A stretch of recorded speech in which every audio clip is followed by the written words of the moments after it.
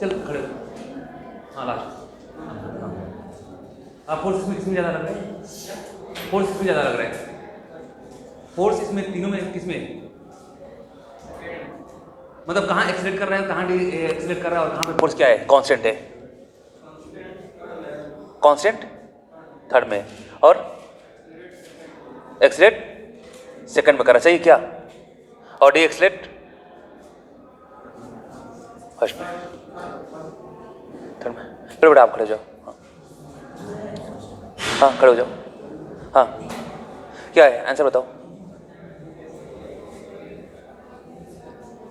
Accelerate किस में कर रहा है?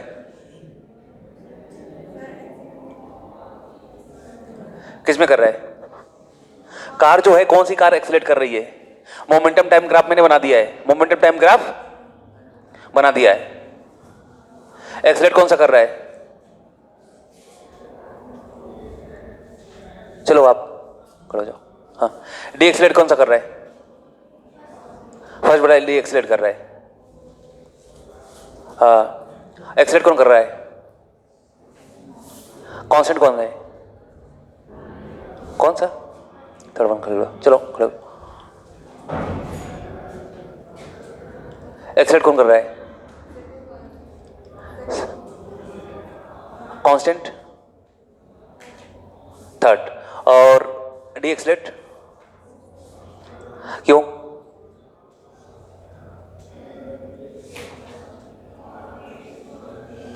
रीजन बताओ, चलो रीजन बताओ बेटा। हाँ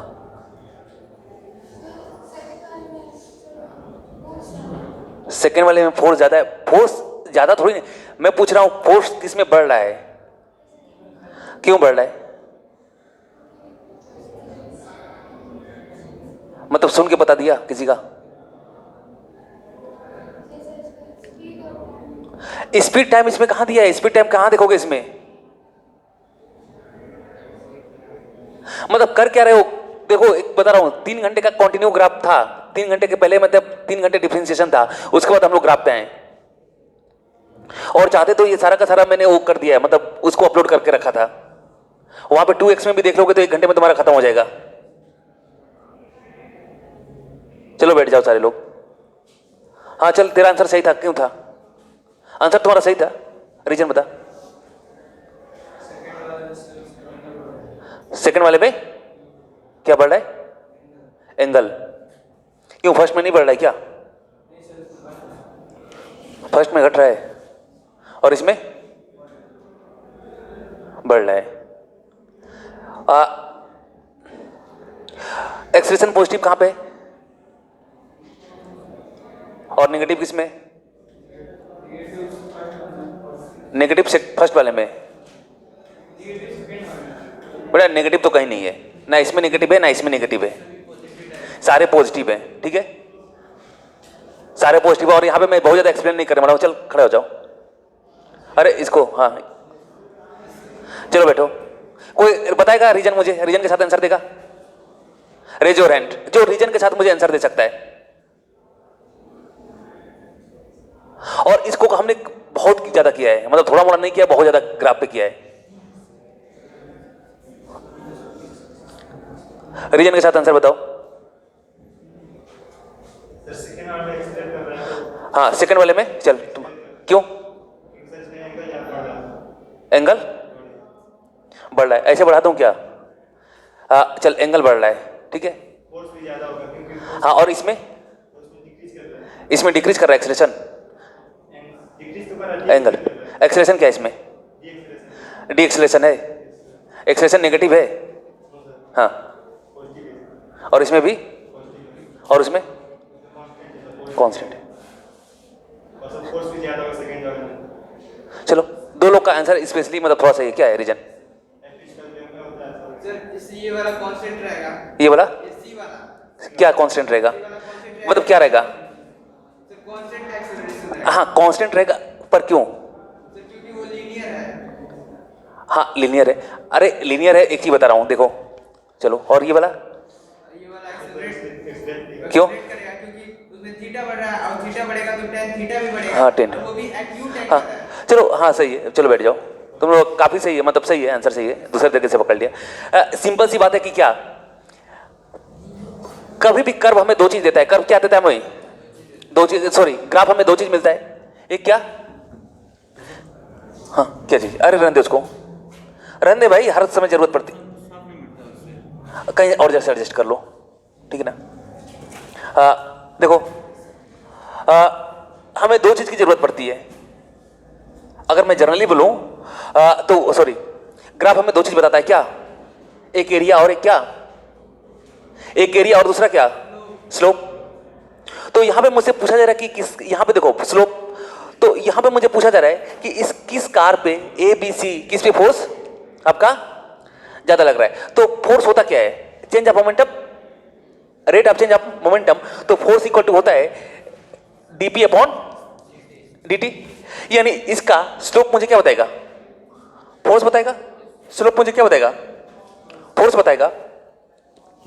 अब स्लोप जब इसमें फोर्स बताएगा तो यहां पे देखो, यानी अब स्लोप करने के लिए मुझे क्या देखना है? एंगल देखना है।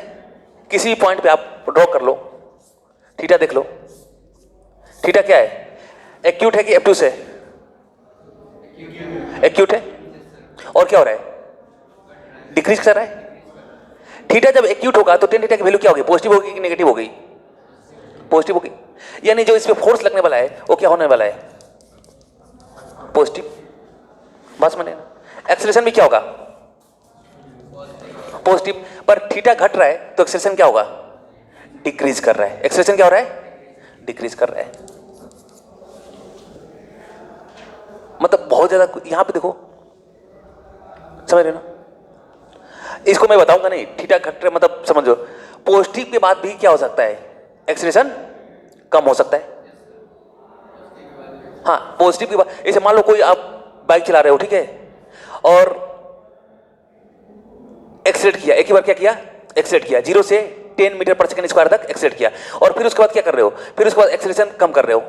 10 से कितना कर दिया? 8 कर दिया, 8 कर दिया, 6 कर दिया, 5 कर दिया। तो एक्सेलरेशन डिक्रीज तो हो रहा है, पर है क्या? पॉजिटिव ही है ना? पॉजिटिव ही है ना जी। यहां पे देखो, थीटा है क्या? एक्यूट है कि एब्ट्यूस है? हाँ, एक्यूट है।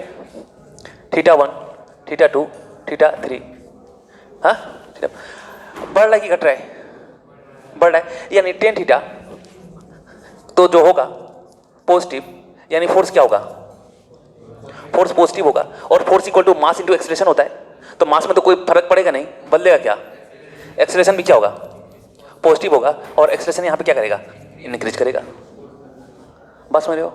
एक्सेलरेशन क्या करने वाला है? यहां इंक्रीज करने वाला है। यहां पे देखो स्लोप क्या है? यहां पे अगर मैं बात करूं थीटा 1, थीटा 2 और थीटा 3, एक्सेलरेशन क्या है आपका? कांस्टेंट है। तो इस कंडीशन में स्लोप क्या होगा? थीटा मतलब स्लोप, मतलब अगर स्लोप की बात करूं तो फोर्स, ठीक है ना, इसका वही थीटा बताएगा मेरा। तो इस कंडीशन में फोर्स क्या होगा? इस कार पे क्या होगा? फोर्स क्या लग रहा है?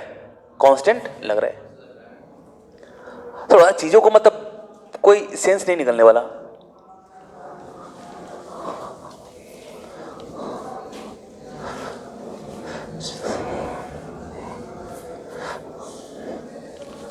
चलो एक चीज थोड़ा सा बताना, एक जनरल सा सेंस बताना, ठीक है ना? आप लोग जितने लोग आ रहे हो, एक मुझे सेंस बताना।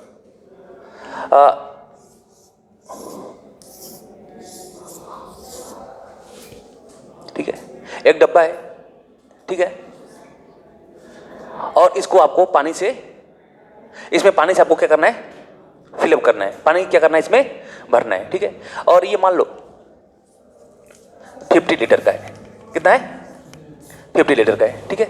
ये 50 लीटर का डब्बा है और इसको आपको क्या करना है?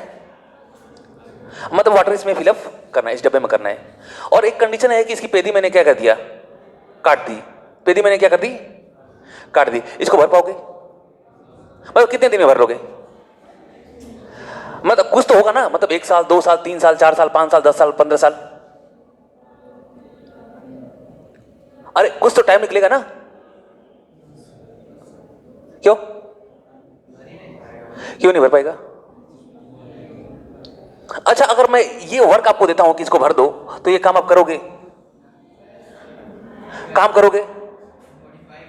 नहीं काम करोगे नहीं, इसी में सेम इसी पोजीशन में ये काम करना पसंद करोगे? नहीं, मैं आपको टाइम दे दे रहा हूं कम से कम 20 साल का, शायद 20 साल की कोशिश में हो जाए, कुछ भर जाए कंटिन्यू। चलो 50 साल, हाँ पूरी जिंदगी भर ट्राई मारो, क्या इसको भर पाओगे? तो ये काम करना पसंद करोगे कि नहीं पसंद करोगे? सिंपल से बताओ, ये काम 5 मिनट में करना पसंद करोगे?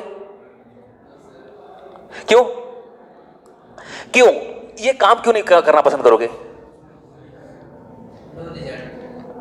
कुल मिला के फाइनली रिजल्ट क्या आने वाला है? इसमें कोई भी रिजल्ट आने वाला नहीं है और ये हमेशा खाली का खाली ही रहने वाला है। बेटा पर ये काम आप पूरी अपनी जिंदगी भर करते हो और यहां पे जितने लोग बैठे हुए हैं ना, कम से कम 95% स्टूडेंट सेम काम करते हैं, सेम काम करते हैं और एक दो नहीं, कम से कम पूरे 25 साल तक करते हो आप। 3 साल से शुरू हो जाओगे और 25 साल तक करते रहोगे, 30 साल तक करते रहोगे और अभी भी यही काम कर रहे हो, अभी भी यही काम कर रहे हो और थ्रू आउट लाइफ करते चले जाओगे। अच्छा ये काम करोगे, अगर इसमें पानी आप भर रहे हो तो कभी अपने ये डब्बा कभी भरा हुआ मिलेगा क्या? कहीं मिलेगा? अब देखो आप कैसे काम करते हो, ये काम कैसे करते हो। देखो यहां पे अगर मैं बात करूं, डेली सुबह इसको पानी का भरने का मैं बात बता रहा हूं, पानी का भरने की बात है। मान लो क्लास नर्सरी से आप लोग पढ़ना शुरू कर दिए, जब 3 साल के थे, 3 साल 4 साल या कोई मैक्सिमम 5 साल से पढ़ना स्टार्ट कर दिया, कम से कम 25 साल तक पढ़ते ही रहोगे, ठीक है। अब डेली आप स्कूल आ रहे हो ना, तो डेली स्कूल आ रहे हो तो ये क्या है, इस डब्बे को, ये जो है ये आपका अपना ब्रेन मान लो, ठीक है, ये आपका है ब्रेन, ठीक है, ये क्या आपका एक तरह से ब्रेन, ये क्या है, अभी मान लो आप लोगों ने क्लास 11th में एंट्री किया, ये क्या है, खाली, ये क्या है, अभी 11th का नॉलेज आपके अंदर घुसा नहीं है, पूरी तरीके से क्या है, खाली है। अब डेली आते हो आप स्कूल से, मतलब घर से स्कूल आओगे, डेली आओगे स्कूल से, सॉरी घर से स्कूल आओगे और डेली आओगे और ये पानी जो है, पानी को मतलब ये समझ लो कि जो टीचर पढ़ा रहा है आपको, जो नॉलेज दे रहा है, बात समझ रहे हो, जो भी टीचर पढ़ा रहा है आपको नॉलेज दे रहा है, ये इसको पानी मान लो। और अगर आपकी पेदी नहीं रहेगी तो ये नॉलेज रुकेगा, क्या होगा, मतलब डेली तो आपको लगेगा कि मैं अपने आप को, आपका कुछ लगेगा कि कुछ हो रहा है, कुछ हो रहा है, पर 1 साल बाद भी, 2 साल बाद भी, 10 साल बाद भी क्या पाओगे बेटा, आप अपने आप को जहां थे उसी कंडीशन में पाओगे, क्या, पूरी तरीके से एम्प्टी, मतलब खाली का खाली रहोगे। और जानते हो पेदी क्या है आपकी, ये जानते हो पेदी क्या है, ये पेदी कुछ नहीं है, ये है आपकी सेल्फ स्टडी, समझ रहे हो, सेल्फ स्टडी है। 1-2 बच्चों ने आंसर दे दिया, इसलिए दे दिया, इसलिए नहीं, उनके पास कुछ एक्स्ट्रा नॉलेज हो, जाके कुछ एक्स्ट्रा पढ़े, उनके बस इस बेस पे दे दिया क्योंकि उनके पास एक पेदी थी, किसकी, सेल्फ स्टडी की, गए होंगे, पढ़े होंगे, देखे होंगे, तो चीजें जो गई थी, जो मैं वो रिटेन रह गई, और नहीं करोगे तो क्या होगा, खाली। सोच लो आप एक ऐसे बाल्टी को भर रहे हो, अगर आप स्कूल आ रहे हो और अगर आप सेल्फ स्टडी नहीं कर रहे हो तो आप एक ऐसे बाल्टी को भर रहे हो जिसकी पेदी नहीं है, और मैं बता रहा हूं पूरी जिंदगी खत्म हो जाएगी और खुद को क्या पाओगे, खाली का खाली पाओगे, कुछ भी नॉलेज का लेवल इंक्रीज नहीं होगा, जहां पे हो वहीं पे रह जाओगे। अगर इसको नहीं कर सकते ना, ये नहीं कर सकते, तो कोई मतलब ही नहीं है स्कूल आने का, क्योंकि आपको लगेगा तो कुछ जा रहा है, लेकिन कुछ रुकेगा नहीं और खाली ही रहोगे। तो जैसे वो डब्बे, मान लो उस डब्बे को आप भरने का काम नहीं करते हो, तो इसी तरह अपने आप को भी इस तरह से भरने का कोशिश मत करो कि डेली स्कूल चले आ रहे हो, चले आ रहे हो सर उठा के। अगर सेल्फ स्टडी नहीं करना है तो छोड़ दो, आराम से बैठो घर पे, और मान लो रिजल्ट वगैरह तो कहीं से बन ही जाता है, बहुत सारे स्कूल हैं जहां से बन जाएगा।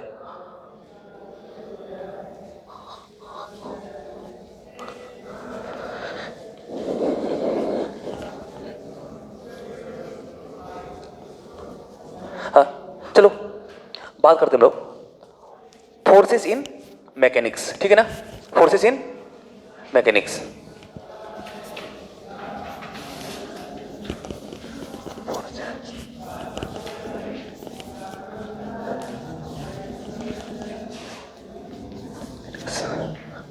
इसमें आपको फोर्स कुछ पढ़ने को मिलेंगे। अब हमको कौन कौन से फोर्स हमको पढ़ने के लिए मिलेंगे? तो जनरली मेरे दो टाइप के फोर्स आएंगे, जो बेसिकली जो मेजर डिवाइस होगा,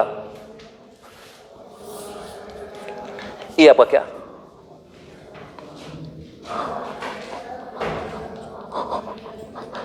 नॉन कॉन्टैक्ट फोर्स और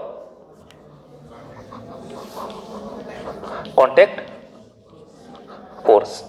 बस में एक नॉन कॉन्टैक्ट फोर्स और क्या, कॉन्टैक्ट फोर्स। अब देखो non contact force, let suppose ये देखो ये चौक है, इसको मैं छोड़ता हूं, ये क्या हो गया, नीचे आ गया। क्या कोई इसको, किसी ने इसको कांटेक्ट, किसी के कांटेक्ट में आया है क्या? नहीं, किसी के कांटेक्ट में नहीं है। कोई कोई फिजिकल बॉडी इसको टच करके इसको खींच रही है क्या नीचे? फिजिकली किसी के साथ टच में है क्या? नहीं है। तो इसमें जो फोर्स लगा, ये कैसा फोर्स लगा, नॉन कॉन्टैक्ट। ये नॉन कॉन्टैक्ट फोर्स कैसे लगा कि अर्थ ने अपने चारों तरफ क्या बनाया है, एक ग्रेविटेशनल फील्ड बनाया है, एक ग्रेविटेशनल फील्ड बनाया है, और अगर उस फील्ड में मैं किसी भी चीज को रखूंगा तो उस पर क्या होगा, फोर्स लगेगा। तो मेरे पास नॉन कॉन्टैक्ट फोर्सेस दो टाइप के होते हैं। एक तो होता है आपका ग्रेविटेशनल फोर्स हो जाएगा, ठीक है ना। और एक मैं बात करूंगा किसका,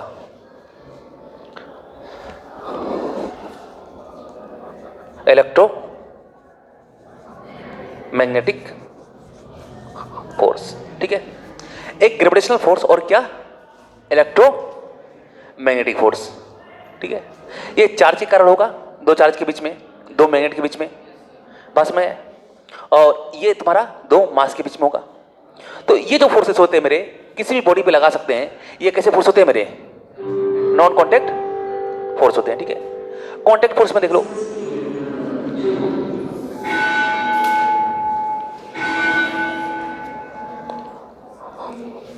कॉन्टैक्ट फोर्स में देख लो, जो मेनली हम लोग पढ़ने वाले हैं, ठीक है।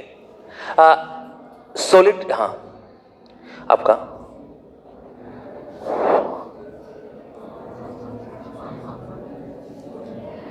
हाँ एक मिनट, हाँ चलो चलो ठीक,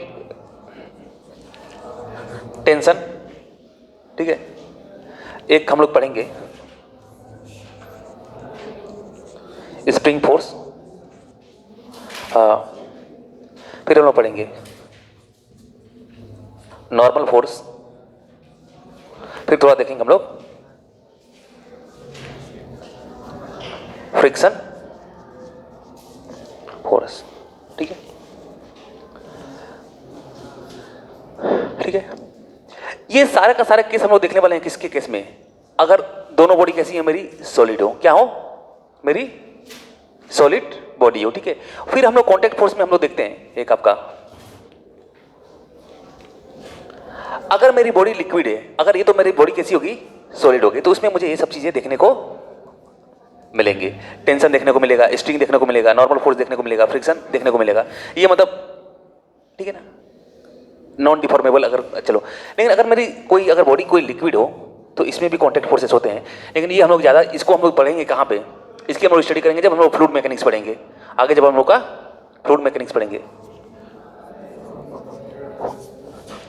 buoyant force, viscous force, force, air resistance, air resistance, और भी देखेंगे, एंड ETC, ठीक है।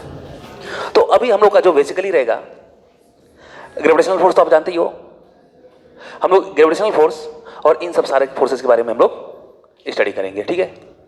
1 2 3 4, और ये वाला हम लोग जब फ्लूइड पढ़ेंगे तो वहाँ पे हम लोग डिस्कस करना स्टार्ट करेंगे, ठीक है, ये सब फोर्सेस के बारे में। चलो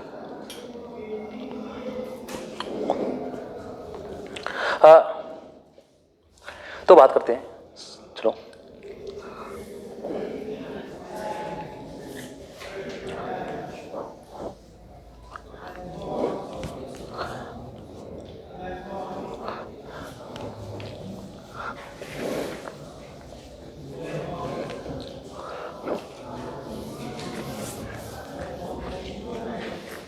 तो जो फोर्स होता है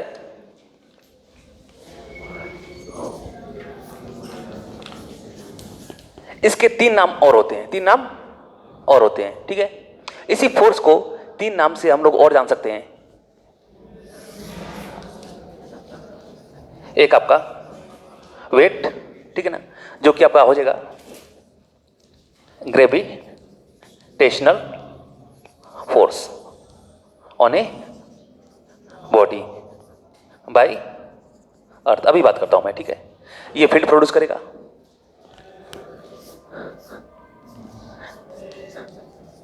एक हो जाएगा क्या, टेंशन, ठीक है। एक हम लोग बात करेंगे किसकी, टेंशन की। देखो फोर्स, एक स्पेशल टाइप के फोर्स को हम लोग नाम क्या देते हैं, टेंशन। एक स्पेशल टाइप की फोर्स को हम लोग उसका नेमिंग क्या कर देते हैं हम लोग, वेट। और एक स्पेशल टाइप की फोर्स को हम लोग कर देते हैं नेम नॉर्मल रिएक्शन, ठीक है, नॉर्मल रिएक्शन। और एक फोर्स का ही एक और नाम हम लोग कर सकते हैं क्या, फ्रिक्शन फोर्स। तो अगर मैं कहीं बोलूं टेंशन बोलूं तो टेंशन क्या होता है आपका, एक फोर्स ही होता है, फोर्स का ही नाम होता है। अब किस जगह आप लोग रखेंगे, ऐसे लेट सपोज करो कि हम लोग क्या है, एक ह्यूमन बीइंग है, एक इंसान है ना। लेकिन अगर हम लोग मान लो फॉरेन में जाएंगे तो हमारी पहचान कैसे होगी, इंडियन होगी ना। कोई चाइना का है तो उसका कैसी पहचान होगी, चाइनीज, समझ गए ना। तो एक सबकी एक है, तो सब लोग इंसान ही, पर उनके कंट्री के ओरिजिन से उनकी पहचान क्या हो जाती है ना। अब उनको इंसान ना बोल के हम लोग को जैसे इंडियन बोल दिया जाएगा, ठीक है। तो लेट सपोज कर लो, तो इसी तरह एक टेंशन भी क्या है आपका, एक फोर्स है, और वेट भी क्या है आपका, एक फोर्स है। नॉर्मल रिएक्शन तो आप जानते ही हो, ये भी एक फोर्स है। और वो क्या है, फ्रिक्शन भी क्या है, ये भी है आपका फ्रिक्शन। तो खैर फ्रिक्शन फोर्स तो हो गया, तो एक नाम से ही लग रहा हुआ, ये भी क्या है आपका, एक फोर्स है। चलो सबसे पहले मैं बात करता हूं वेट की। सबसे पहले मैं बात करता हूं क्या, वेट की।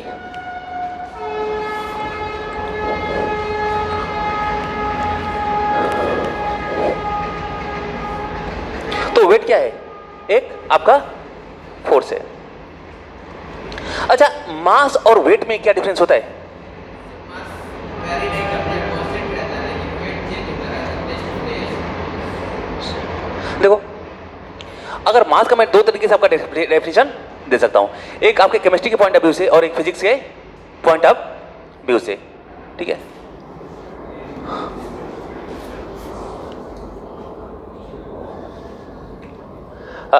अगर केमिस्ट्री, अगर मास का देखो, मास का 2 टाइप से डेफिनेशन हम लोग दिया जा सकता है, एक आपका केमिस्ट्री के पॉइंट ऑफ व्यू से और एक फिजिक्स के पॉइंट ऑफ व्यू से, ठीक है। अगर केमिस्ट्री के पॉइंट ऑफ व्यू से दूं तो क्या होता है, it is a quantity of matter containing in a body. It is a quantity of matter contain in a body. तो it is a quantity of matter content in a body, ठीक है, ठीक है। किसी के पॉइंट ऑफ व्यू से, एक chemistry के पॉइंट ऑफ व्यू से इसका हो गया।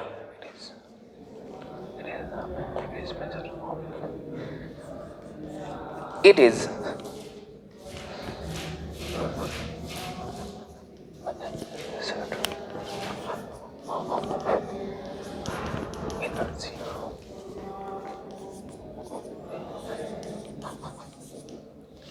फिजिक्स के पॉइंट ऑफ व्यू से it is measured of inertia of a body. मतलब मास क्या करने वाला है, मास कुछ नहीं, मास किसी भी बॉडी की इनर्शिया को आपका डिफाइन करेगा। मतलब समझ गए, यानी इनर्शिया डायरेक्टली प्रोपोर्शनल किसके, मास के। It is major the inertia of a body. Inertia हम लोग डिस्कस कर चुके हैं। मतलब ये बताएगा कि कोई बॉडी अगर रेस्ट में, जैसे मान लो 2 बॉडी ज्यादा, 2 बॉडी आपकी रेस्ट में, लेट सपोज कर लो यहां पे 2 बॉडी रेस्ट में,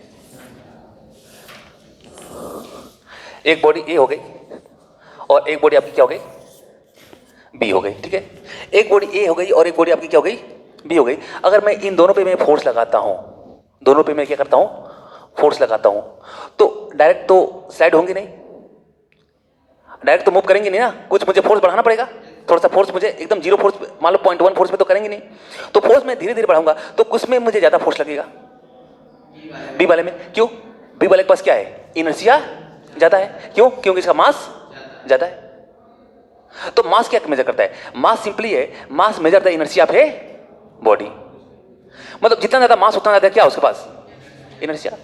और इसी तरह एक मान लो एक बच्चे का एक टॉय है, जो कि एक कार है जो कि चल रहा है 10 मीटर पर सेकंड की स्पीड से, इसको मुझे रोकना है। और एक ओरिजिनल कार है, ये भी चल रही है कितनी, 10 मीटर पर सेकंड की स्पीड से। तो दोनों को रोकने के लिए किसमें ज़्यादा फोर्स लगाना पड़ेगा, इसमें। क्यों? क्योंकि इसकी इनर्शिया क्या है, ज़्यादा है, और इसको रोकने के लिए क्या होगा, ज़्यादा फोर्स लगाना पड़ेगा। इनर्शिया क्यों ज़्यादा है इसकी, क्योंकि इसका मास इसके कंपेयर में ज़्यादा है। तो सिंपल सी बात है कि अगर फिजिक्स के पॉइंट ऑफ व्यू से अगर मैं मास की बात करूं तो it is measure of the inertia, और कुछ नहीं। और केमिस्ट्री के पॉइंट ऑफ व्यू से it is a quantity of matter contain in a body, ठीक है। अब हम लोग थोड़ा सा आगे बढ़ते हैं, ठीक है।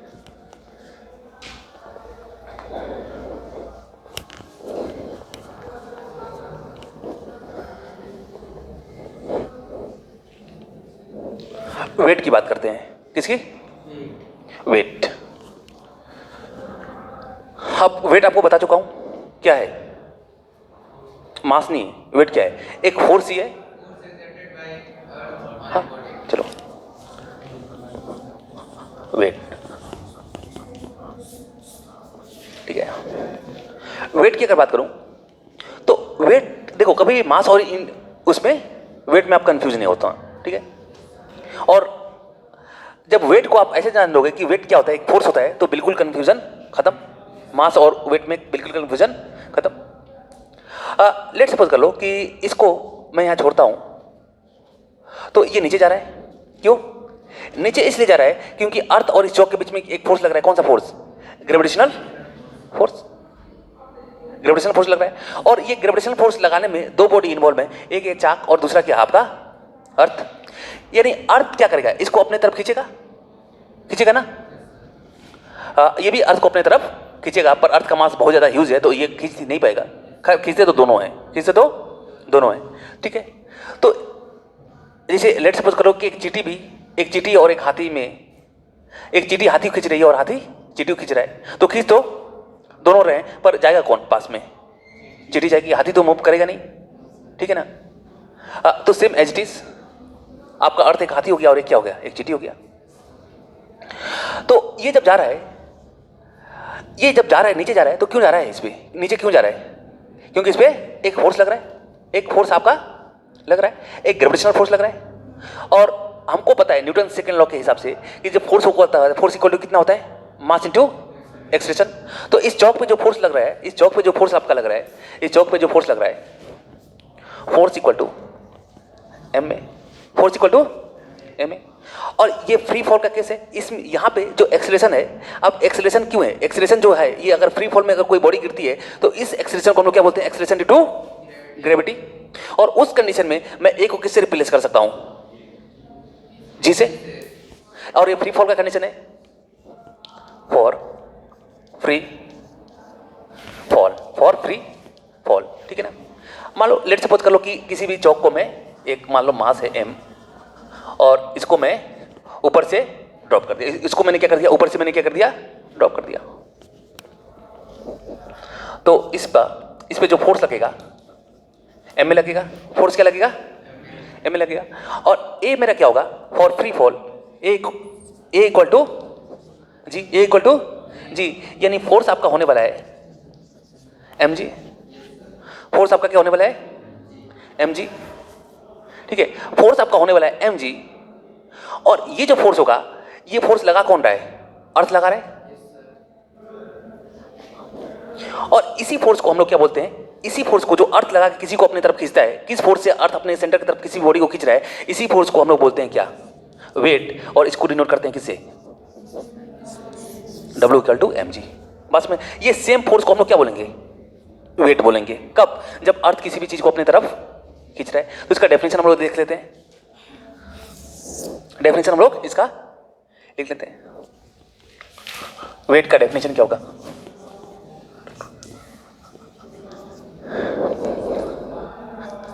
इट इज द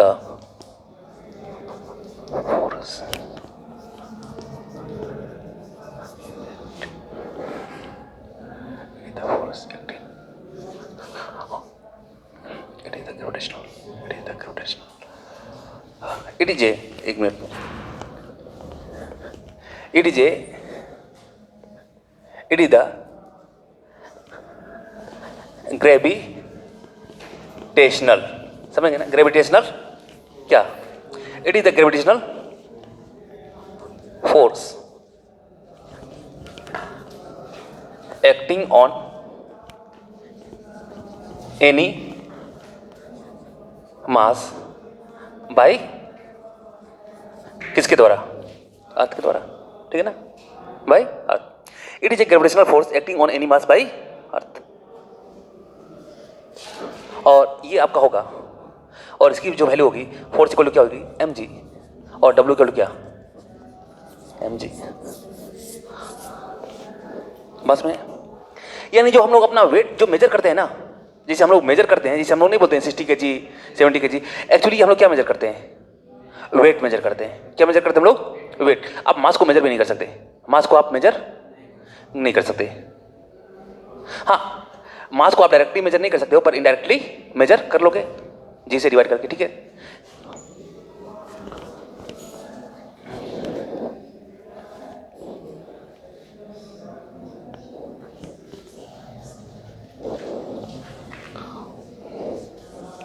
तो वेट समझ में आ गया? अरे चलो एक बात बताओ, चलो यहां पे एक बॉल है, देखो